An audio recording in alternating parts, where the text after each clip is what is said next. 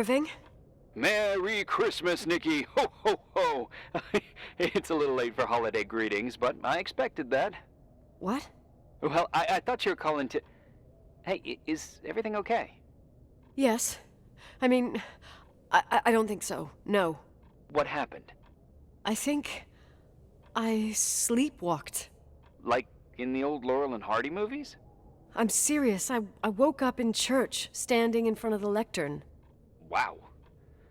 Does that happen a lot? No! One doesn't just become a sleepwalker from one day to the next. It used to happen when I lived here. One time in February, I ended up outside. But no parent leaves the doors unlocked if their kid sleepwalks. I never told anyone. Sleepwalking episodes are common in children. That's not the point. I forgot all about it. Then I come back here and it happens again. If I ended up in that church, maybe there's a reason. Sometimes following your instinct is the best thing. I don't want to go back there now. But I'll think about it. Oh, Irving? Yeah? I like that you call me Nikki. Merry Christmas. Merry Christmas, Nikki.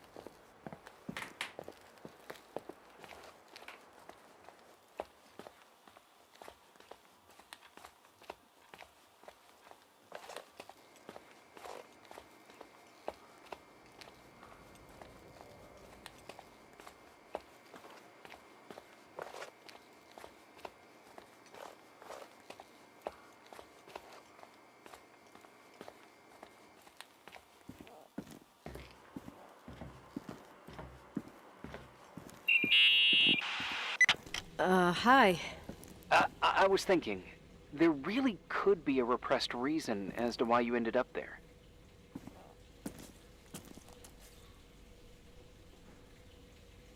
So you've come to the conclusion that I'm not crazy? Never thought that. Well, at least not in this case. Oh, fuck off. Hey, language, Sister Nicole. All right. So, if I think about the church, I think about my mother. She often helped Reverend Foster. She decorated for holidays, did fundraising, and put up booths to involve the whole community in parish activities, you know, that kind of stuff. I know what you mean. I think she found gratification in doing that, something she didn't get elsewhere, including the hotel. When we moved to Portland, she quit. Fundraising? God. I gather you didn't exactly have a high opinion of your mother when you were a kid. Well, she was really busy with the hotel. I was always running after Leonard. He was much more fun than she was, no doubt about it. He was a philosopher capable of calculating the motion of celestial bodies while taking apart and refitting a motorcycle in less than half an hour. What about her? In the same half hour, she could have audited a business balance sheet. There you go. Ah, a businesswoman. No. What I understood later, living in such proximity to her, is that Mom loved feeling needed. A religious community like ours makes you feel needed, without a doubt. I suppose.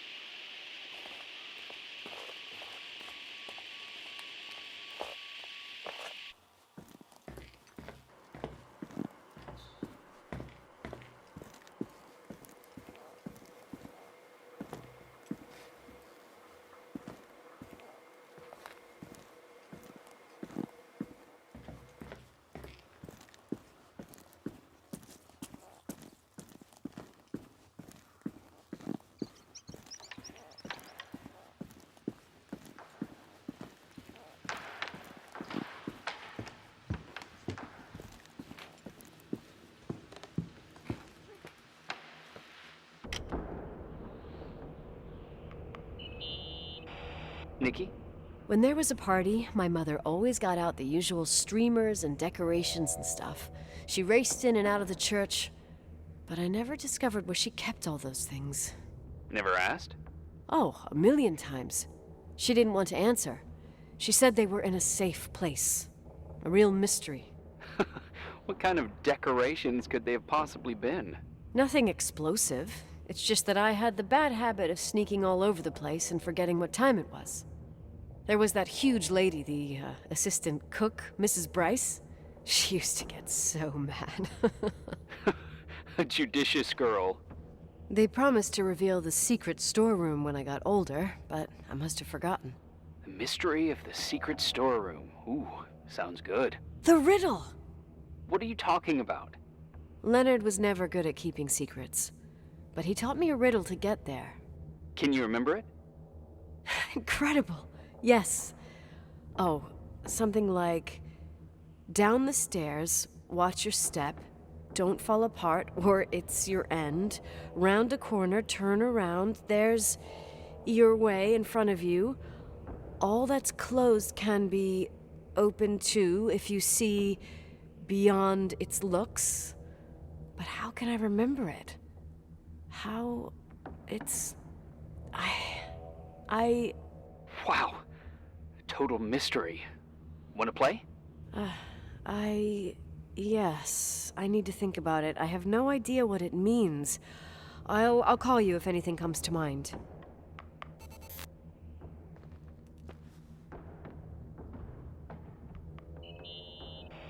What'd you find? The paintings of the saints. I was convinced Leonard had gotten rid of them. Why? He liked saying that it was more likely to find God in a supernova than in a church. I don't see what he had in common with the Reverend Solomon Foster. They mostly talked for long stretches, in between chess moves up in the attic. United by pawns and bishops, but divided by the saints. Divided by everything else, I'd say.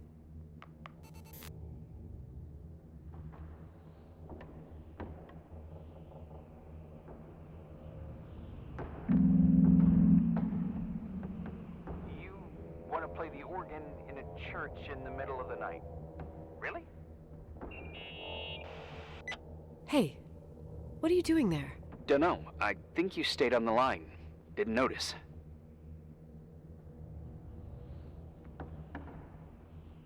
I'm a Phantom of the Opera fan. It's been years since anyone played it. My mother's heart would break to see it like this. She adored it. You should take it with you. To play it. In Portland. I couldn't play even if I wanted to. I never learned. I don't think playing the organ is a crucial thing these days. Yeah, right. Tell that to my mom. Essential part of a woman's education, I must admit. Oh, poor mom. She had a daughter that would rather dig for gold at Hunter's Gulch till the cows came home. I can totally picture you. Uh-huh. Then there was Rachel, who reminded me how useless I was in music. Look how good Rachel is. Look how she puts her mind to it. She doesn't know how to read, but she's got a real ear for it. While I was considered the illiterate artist in the house. If Rachel had been around, she would have improvised Beethoven's Ninth. Was she so perfect? Yes. I'm only just now realizing how jealous I was. Keep looking.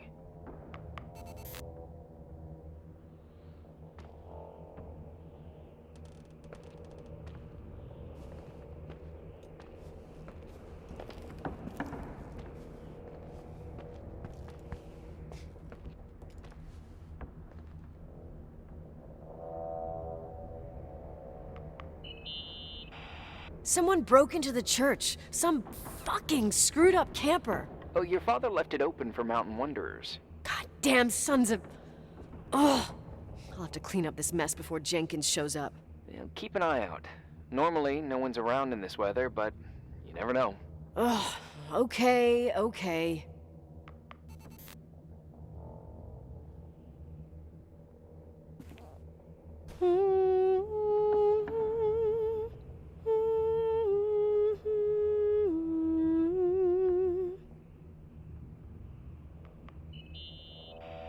You practicing for the church choir now? I know this tune. The souls that come out of their graves. It's from the Book of Revelation. Can I ask you about your mysterious father, who you only sort of mention? My father was nothing like Leonard. Well, I don't know what happened between you, but if you want to talk about it, I will. But not now. It's complicated. Yeah, I get that. Believe me, I do. Thanks.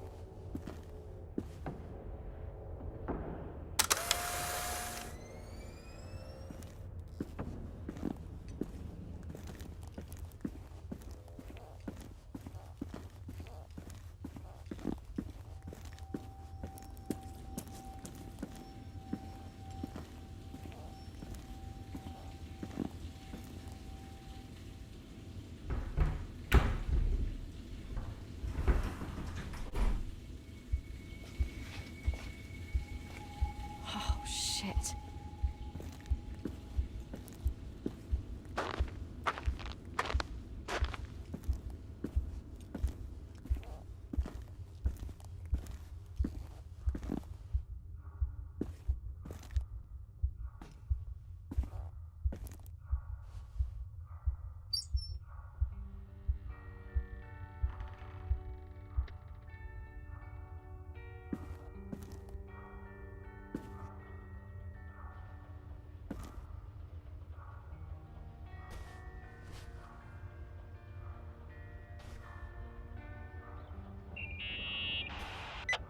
Oh, shit. So, found the mystery decorations?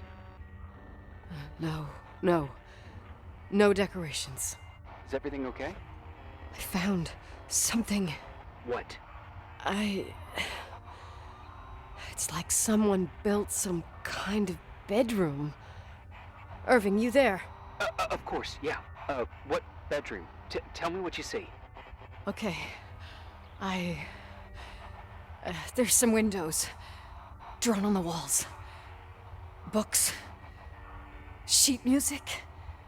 A pink bed. It's like a kid's room. No way. This place doesn't make sense. No one would live down here. Nicole, Nikki, I think you should get out of there now. Wait. There's got to be an explanation. Okay, that's it. Now I'm calling the head office in Billings. I'm telling them it's a code red emergency, so they'll have to... Jesus Christ, Irving. What? This is all Rachel's stuff. Understand? It's her room, a replica. You don't know that. You can't know what her room looked like. Everything here reminds me of her. Let me look around. I'm sure I'll find an explanation. But my other hand's on the red phone. Keep it there, but don't make the call. I need to figure out what's going on here.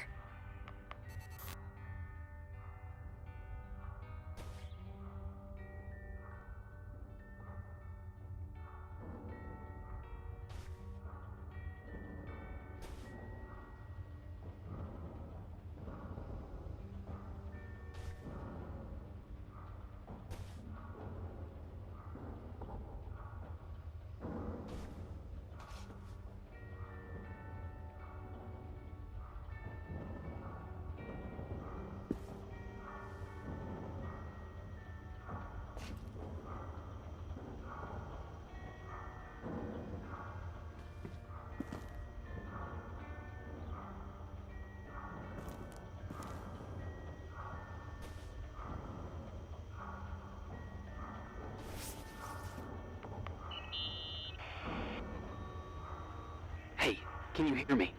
Yes. We have to call someone. You have to get out of there right now. No. I found a key. It's from my old music box, the one in Leonard's room. I'm having a hard time following. If everything in here is Rachel's, then why is my music box's key here? I don't know and I don't want to know. Tell you what I think? Someone could have been in your room. It doesn't matter. How can you be so calm? If someone was in there, he's not here now. I need to grab the chance to figure out what the hell is going on, or went on, here.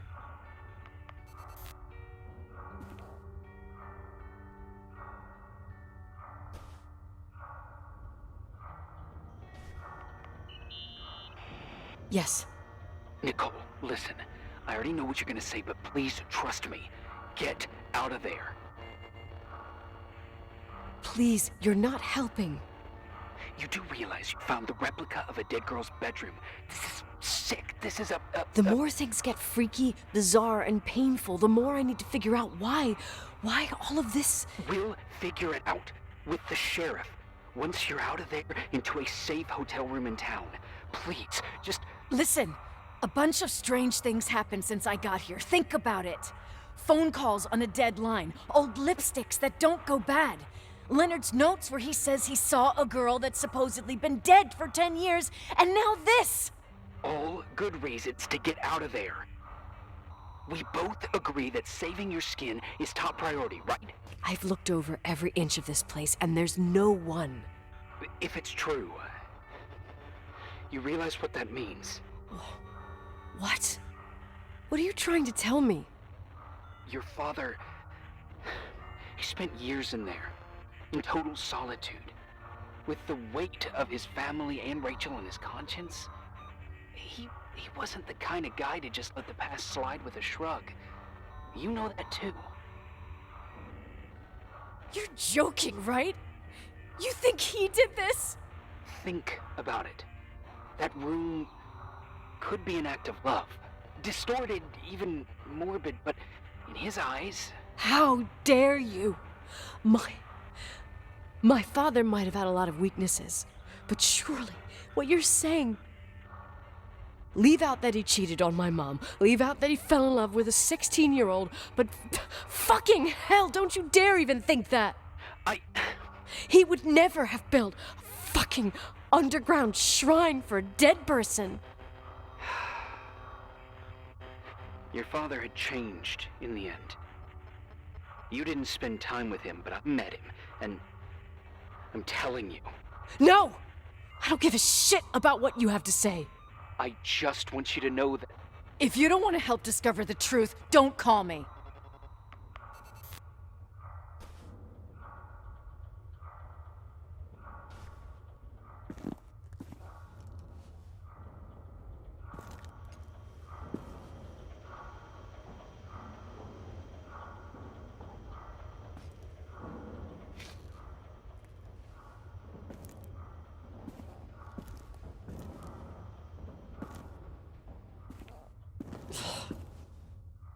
asshole. How dare you? You don't know shit. You don't know fuck. Finally, a bit of peace and quiet. It'll help me clear my head without those incessant phone calls. I'm not a fucking switchboard, for fuck's sake. Okay, let me piece things together. I just found out there's a room dedicated to Rachel Foster in my father's hotel. Maybe with items from her real room. Holy Jesus, that's freaky. Some people think she didn't commit suicide, and some even think she's still alive.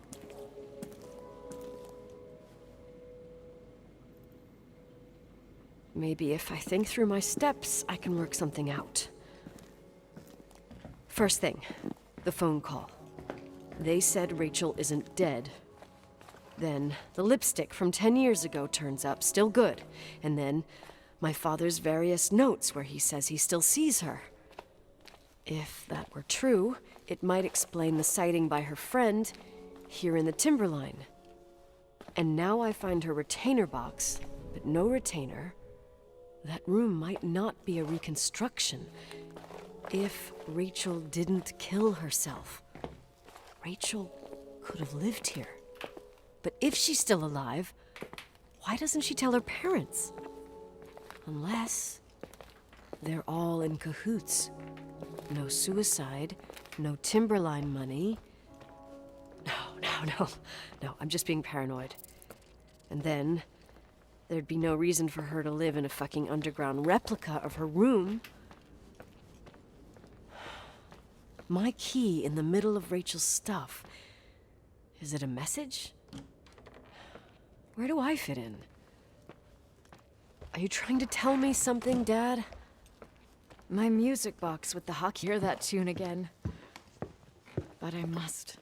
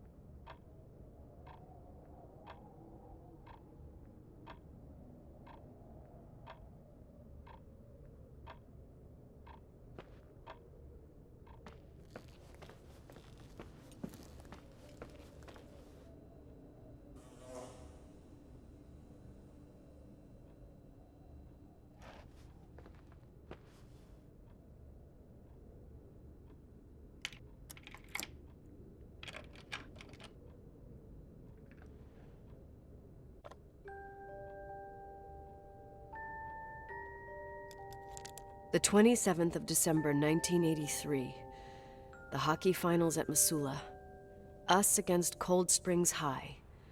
We won by sudden death after a 3-hour game, and I got the medal for the most number of face-offs won. According to the papers, that was the night Rachel killed herself. Coming home, Mom barely had the time to pull into the garage that I was already racing up to you, waving the medal in your face, Daddy. I was so happy. But you had other things on your mind, right? And you and Mom started fighting.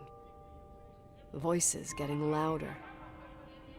That long silence when she comes down the stairs with the suitcases and Mrs. Bryce tries to stop her. Mom's car stays here, and we leave with my Uncle John's. I never found out what started that fight. Mom never wanted to talk about it. Are you trying to, Daddy?